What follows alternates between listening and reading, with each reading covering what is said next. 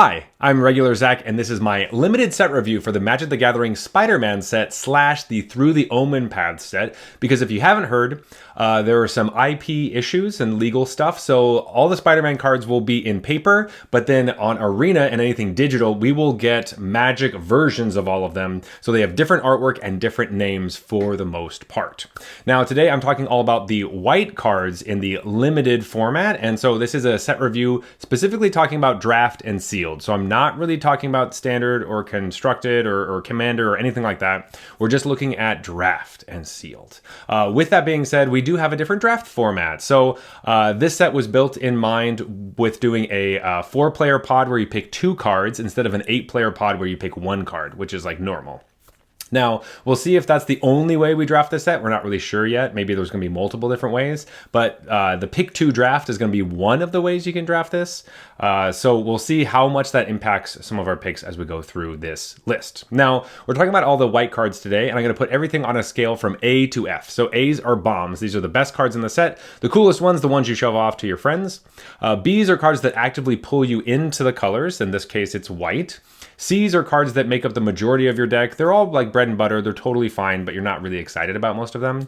D's are cards you hope you don't ever have to put in your deck, but sometimes they get in there and they can do the job, but you'd rather not have a deck full of D's. And then F's are horrible. These are cards that they don't even function in draft. Like you shouldn't be playing them at all. They're really just for constructed or for something else. So anyway, we're going to start off with City Pigeon, which is a single white for a 1/1 creature bird at common. It has flying, and it says when this creature leaves the battlefield, create a food token. Now, very important to know, it does say leaves the battlefield, not dies, because there is a mechanic called web slinging for the Spider-Man, but it's called in web in our Through the Omenpaths cards. Now, that basically says you can pay an alternate cost to return a tapped creature you control to your owner's hand, and then you generally get to play the creature for cheaper. I think this card is going to be bread and butter in that deck.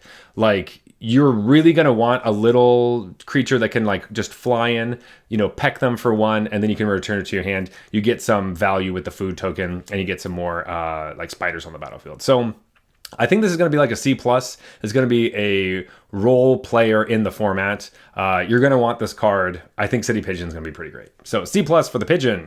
Next up, we have Lively Leap, which is a single white for an instant at common. It says target creature gets +2/+2 and gains flying until end of turn. If it's a spider, you gain 2 life. This is a perfectly fine combat trick in white. The fact that you can either instant speed fly up into the air and block, or you get to fly over everybody.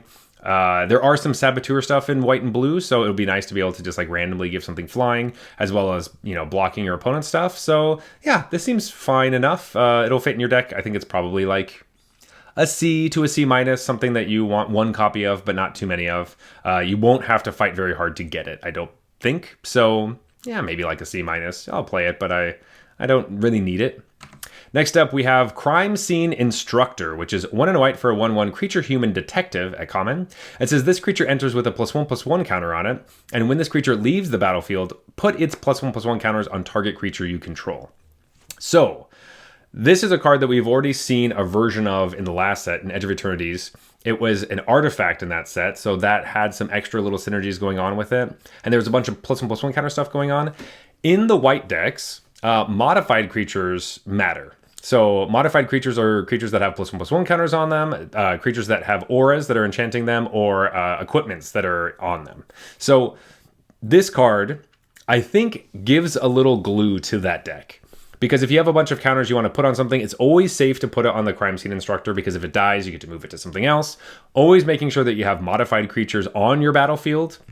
So I think this one will be a role player. I don't think it's going to be amazing, but it will feel nice to have a few of these 2-drops in your deck. So this just gets a C. Like, I like this card. It's fun. It's fun. I mean, like, it makes you feel really good when you're playing that deck, because sometimes you can feel really fragile. And so you're like, you know what? Put your counters on this guy, never go wrong. And yeah, usually it works out pretty well. Next up, we have Spectacular Tactics, which is 1 and a white for an instant at common. It says choose 1. Put a +1/+1 counter on target creature you control. It gains hexproof until end of turn, or destroy target creature with power 4 or greater. Okay. This is pretty cool. I like this like pseudo, it's like I think the majority of the time you're probably going to want to use it to destroy a creature, so I'm going to think of it as removal. But the fact that it also can protect your creature, so it's either removal or protection against your opponent's removal, I think that's pretty powerful. It also, gives a +1/+1 counter, so it changes, gives you modified creatures. All this wrapped up into something, it's probably like a C+. I think this card's really good. I will want to play this card for 2 mana. That's a lot of versatility that you can do. Seems great. Next up, we have Darvel, whose Web protects, which is 2 and a white for a 3/3 legendary creature spider human hero at common, and it has Enweb for a single white. So this is what I was talking about earlier. You can just pay 1, return a tapped creature to your hand and play this card. I think I want my Enweb creatures to do a little bit more than just be a 3/3, especially because you can't really do this super early. Like maybe turn 2 would be really exciting, but how exciting is just a vanilla 3/3? Because after it's on the battlefield, it's just like a legendary creature that it's just kind of weird. So with that being said, I think there's different Enweb cards we'd like to play. And this is probably one that we don't care about that much. So this is probably just a D. Like, I don't really want this in my deck at all. So D for Darvel. Sorry, buddy. Next up, we have Mothwing Shroud, which is 2 and a white for an enchantment at common. It says, when this enchantment enters, exile target non-land permanent opponent controls until this enchantment leaves the battlefield. This is Leyline Binding. We see this in almost every single set now. This is just like the classic white removal spell. It's always great. It's a B-level card. Probably the best white common. And whenever I think something else is going to be a little bit better, it almost is. It rarely is something better than this card. So you're going to want these in your white decks for sure. High picks. Next up, we have Free Strider Aces, which is 2 and a white for a 2/3 creature human mercenary at common. It says, at the beginning of combat on your turn, up to 1 target creature gains first strike and vigilance until end of turn. 3 mana 2/3. First strike vigilance is cool. I do like the cards that give your creatures first strike. It does make them really difficult to deal with. I think they kind of learned that maybe giving like +1 and first strike every single turn might be a little bit too brutal. We had a card in Duskmourn that did that. It was red. It was called the Most Valuable Slayer. Anyway, that was a really great card. I think this one is significantly worse. I think you do the +1 to the power really does a lot with the first strike. So I think this is a C. It's perfectly fine. It will be kind of annoying, but I don't think we're going to have to pick this very highly. It's just going to be in some of your decks. Maybe C-, trending down a little bit. Not really stoked on this one. Doesn't really synergize with a lot of stuff. Next up, we have Principled Referee, which is 3 and a white for a 2/3 creature human citizen, common.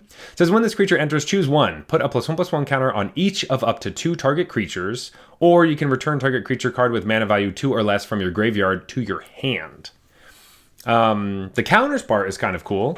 It doesn't say other creatures, so you can put it on this one and one other one. And the kind of joke is that if you don't have another creature to put counters on, you just return one from your graveyard. I think this could be good. It also feels kind of just like a fine 4-drop. It's a 4 mana 3/4 that gives a counter to something. It's like a C. It's okay. It's fine. I'm not like really, really excited for this. So the counters are nice, though. The getting 2 modified creatures is probably good enough, but I don't know if that's a C+. I think it's just really just another C. Like, these are not really standing out. Next up, we have Eztli of the Thousand Moons. It's 4 and a white for a 3/4 legendary creature human hero at common. Has flying. It says, when Eztli enters, another target creature you control gains flying until end turn. Oh, okay. Okay. Sure, 5 mana 3/4 flyer is like a kind of bad card now. And giving another creature flying for 1 turn is okay. But, maybe there's a world where the tempo is really great or something.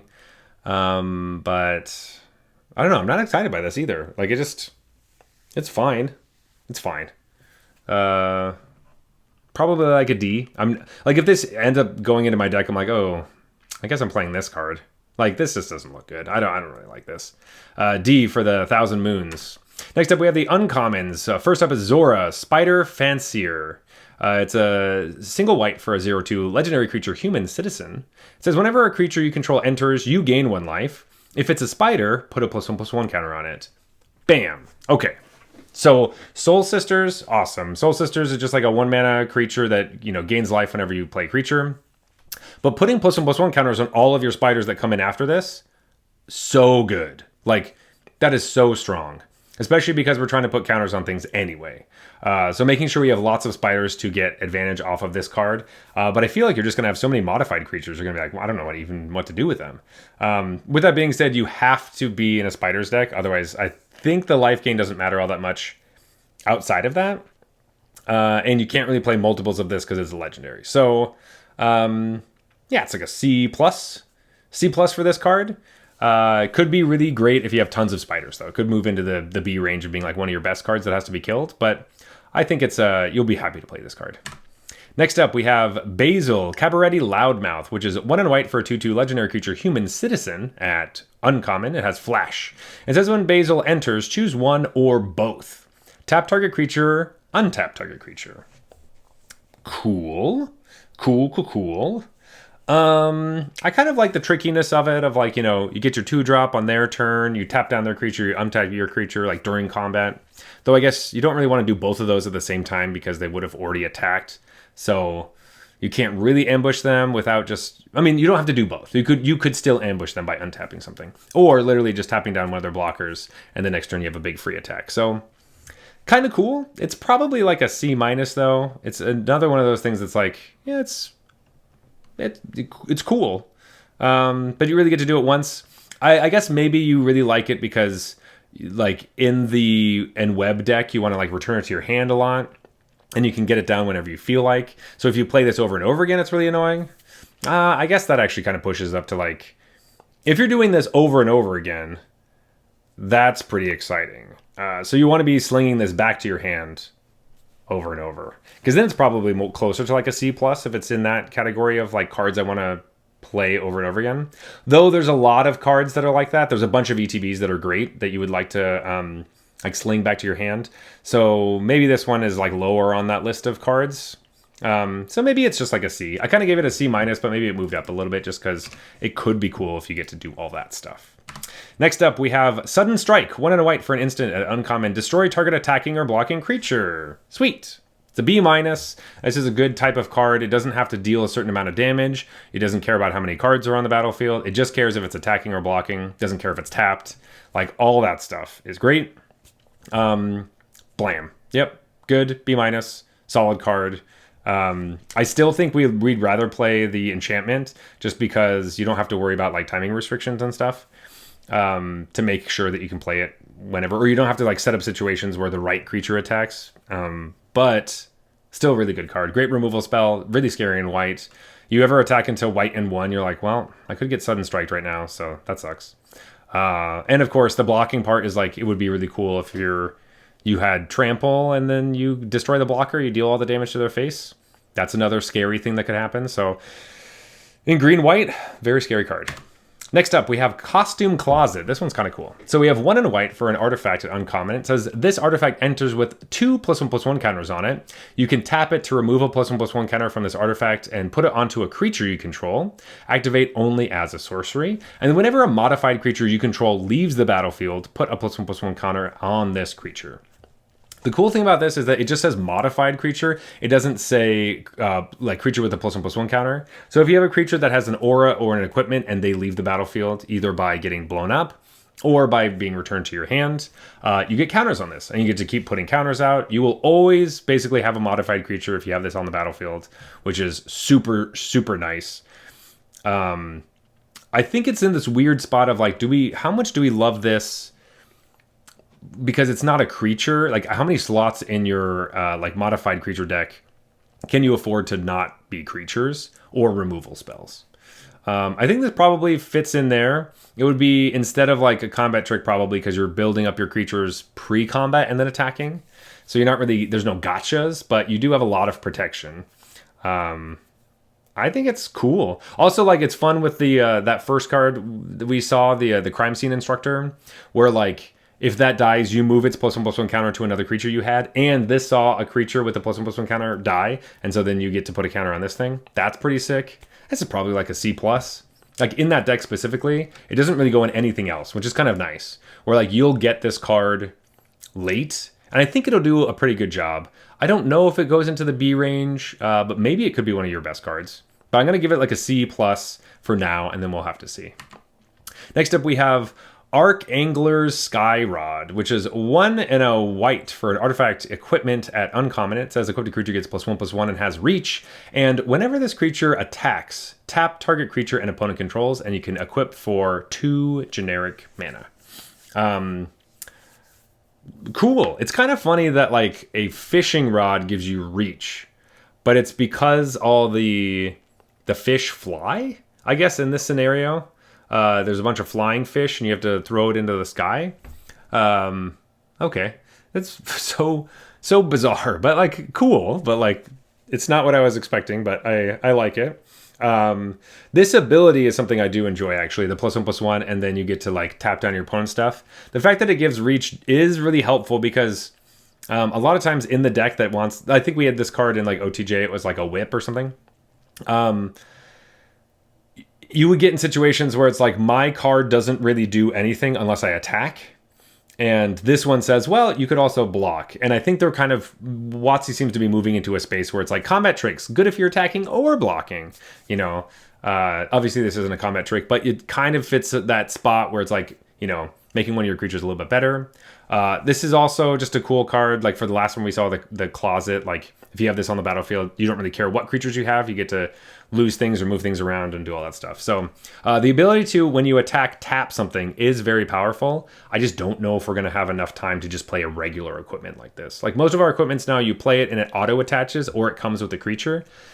This one really is 4 full mana till you're getting anything, which is kind of a lot. So I'm probably going to give this like, I'm giving this a C because, you know what, I'm going to give it a C minus. It probably should be in a D type situation, but because we have all the modified stuff, I think it matters.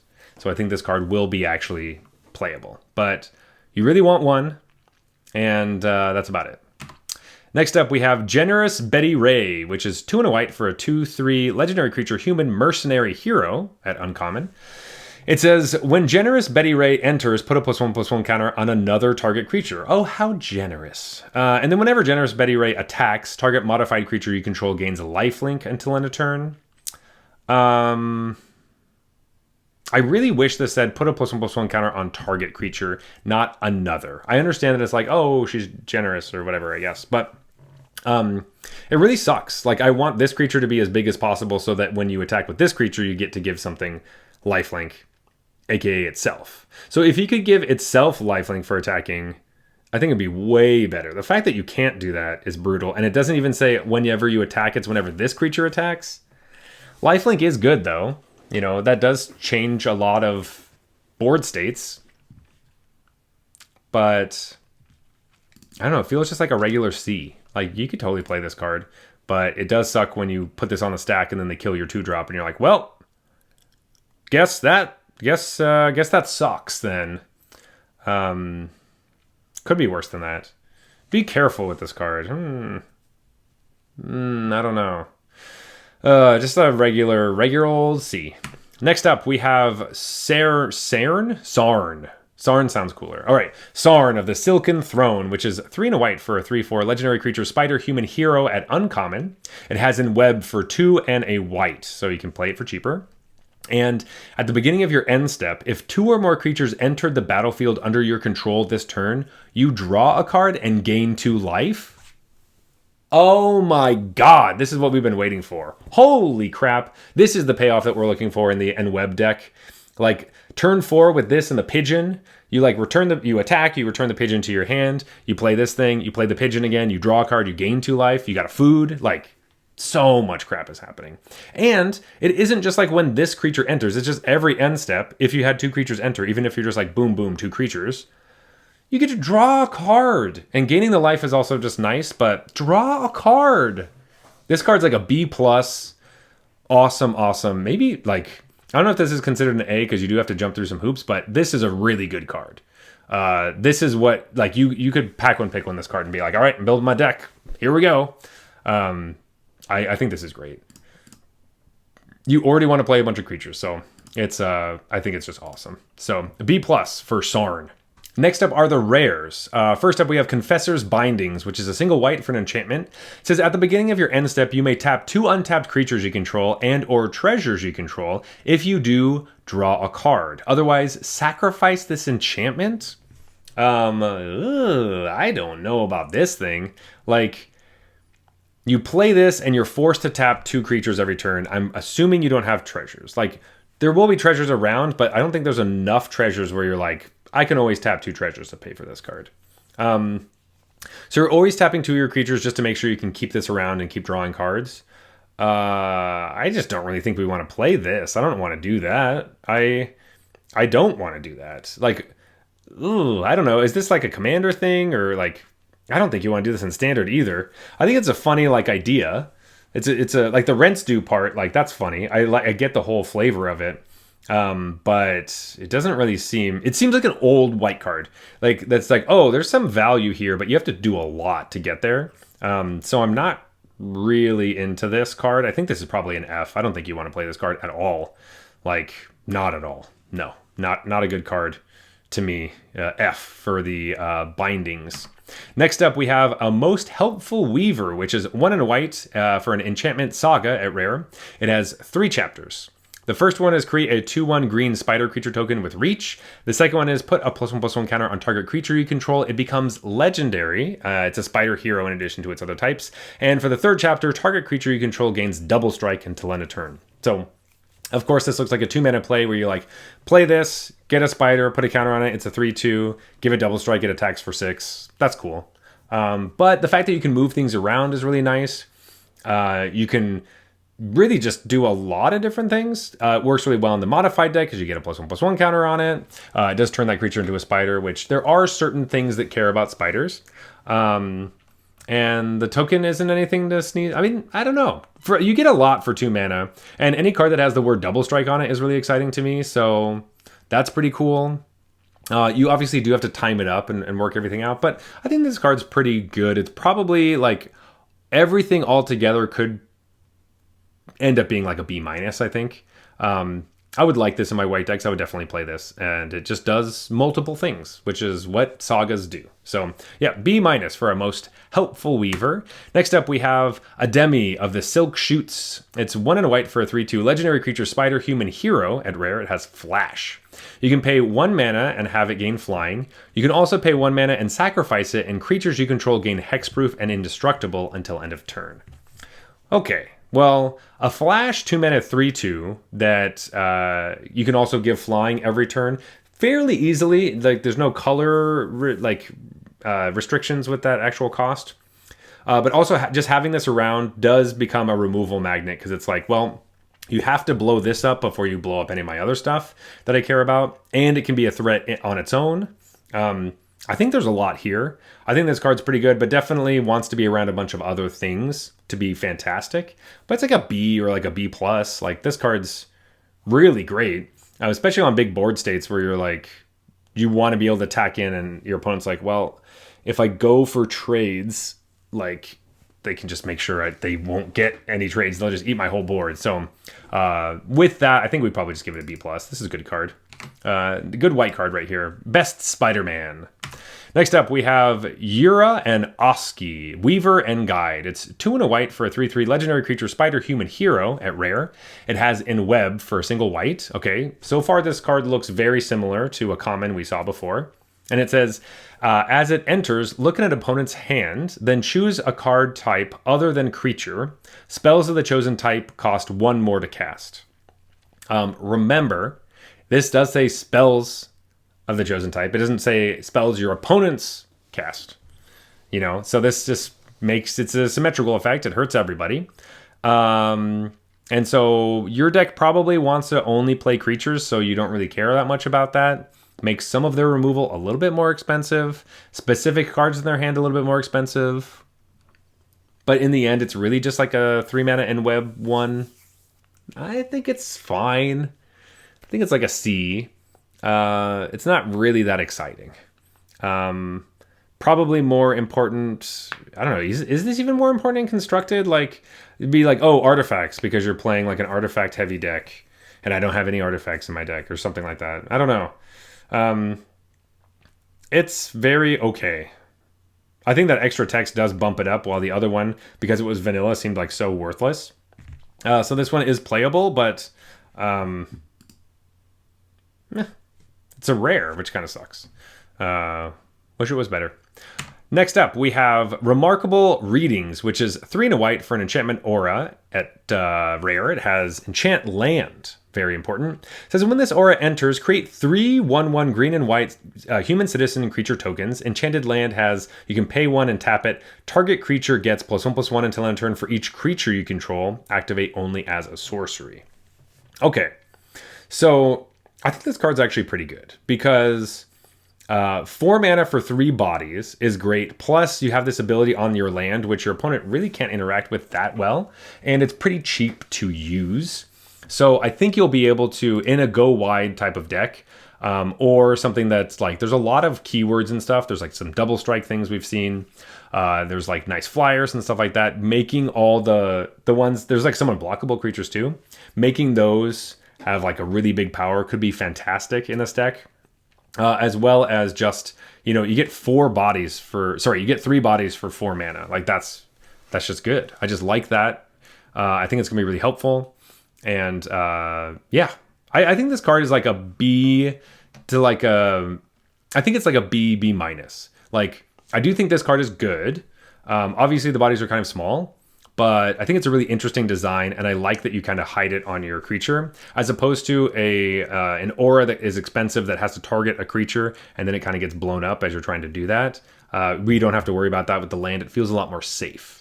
Because the next card we're looking at is Chosen by Valgavoth, which is 3 and a white for an enchantment aura at rare. It says an enchanted creature you control. Enchanted creature gets +2/+2 for each aura and equipment attached to it. And all damage that would be dealt to you is dealt to enchanted creature instead. So sure, if you have a really big creature, you don't have to block nearly as much anymore. It just kind of deals damage to it. Or you take an entire attack and it just goes to that one creature. But your opponent knows it's happening, so that's not nearly as effective. And it's 4 mana to make sure you can hit this one creature, and you don't get anything else if they just kill your creature immediately. It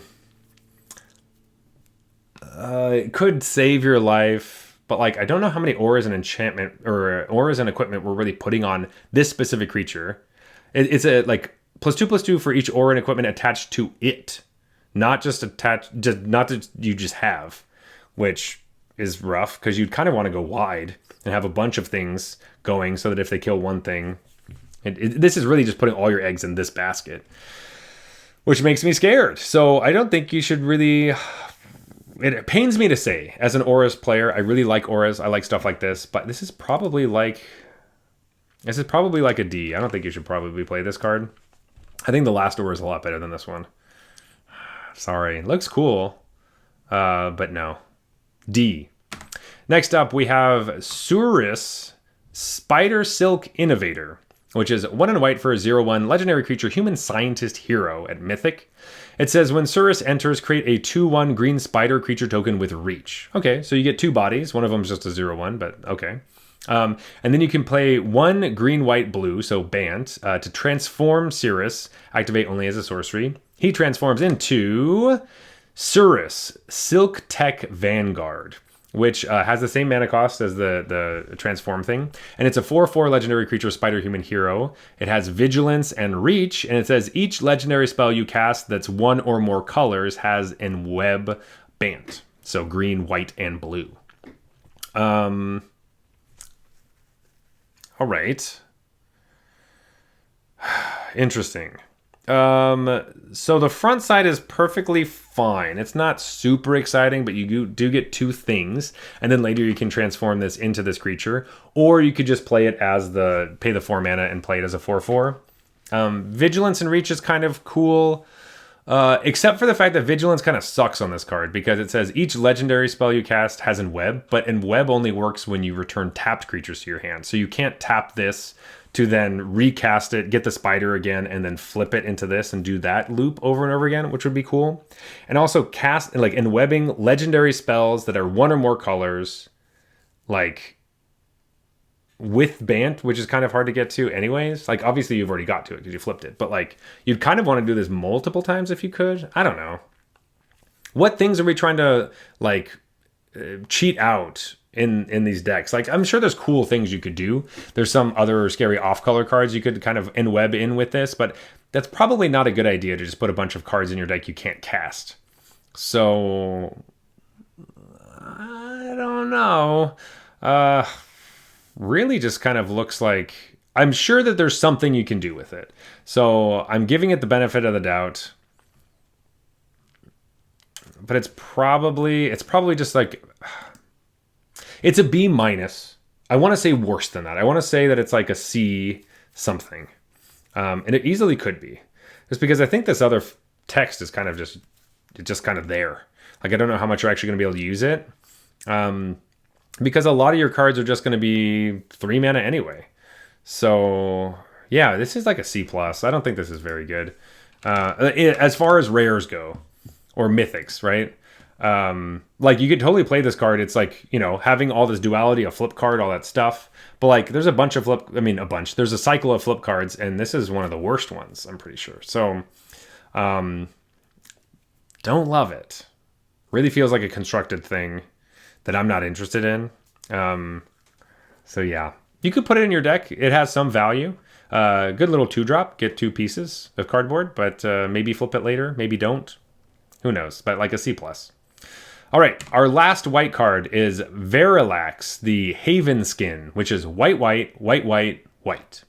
It's a 5/5 legendary creature symbiote hero at Mythic, and it says when Verilax enters, if he was cast, return target creature from your graveyard to the battlefield. If damage will be dealt to Verilax, prevent that damage and put that many +1/+1 counters on him. Okay. So obviously the biggest thing with this card is that it's impossible to cast. Like, you're not casting this in a multicolor deck. You really want to, this is like if you want to go mono white, you can try because you got this card. We did have a card like that in Final Fantasy, and it ended up being pretty cool. So this one definitely, as far as power level goes, getting this on the battlefield, like, reanimate something, whatever you'd like. And this is really hard to kill with damage.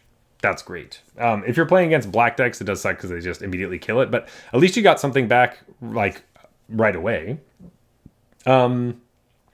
Outside of mono white decks, I think it's going to be really impossible to play. And it's probably like a D. Like, overall, it's probably like a D to like an F. But if you can cast it and you get to build around it, I think it's powerful enough that it probably hits the A range then. Because it just does enough. It's hard enough to deal with and impossible to kill in combat, basically. So yeah, I would like to open this and be like, all right, let's see if we can do it. Because there's a possibility where you open this in the pick 2 draft, and you just start taking 2 white cards, 2 white cards, 2 white cards, 2 white cards, and just force your way into it. Or the other thing is just like you pick like a good card and then a white card, and then a good card and a white card, because you know, like, let's say you open this in your first pack and you decide, you know what, I'm going to try to wield this Verilax. So I'm going to pick the next best white card and then another, like, a green card. And then I'm going to pick the best white card from the next pack and then another colored card. And keep doing that to hedge your bets just in case it doesn't come back around. But if it does, you have a bunch of white cards you already picked, and you don't... You have a little bit more flexibility when you're doing the pick 2 thing. And the wheel is so much faster, right? Because you don't have to wait an entire round to hope for it. It's just like, you know, your first pack, and then your second, third, fourth, on your 5th pack right there, you already know whether the deck's happening or not. Obviously, that round is almost over. But I do think that makes up a huge difference for, like, whether you can go monocolored with this or not. But the power does feel like it's there. Hard to deal with. Already draws you a card, essentially. Pretty sweet. So, A for Verilax. But anyway, folks, that's all the white cards from the set. Tell me what you think in the comments below. If I was wrong about anything, please let me know. If I misread something, that is also something I would like to know. But anyway, folks, thank you so much for watching, and I will see you all next time. Bye.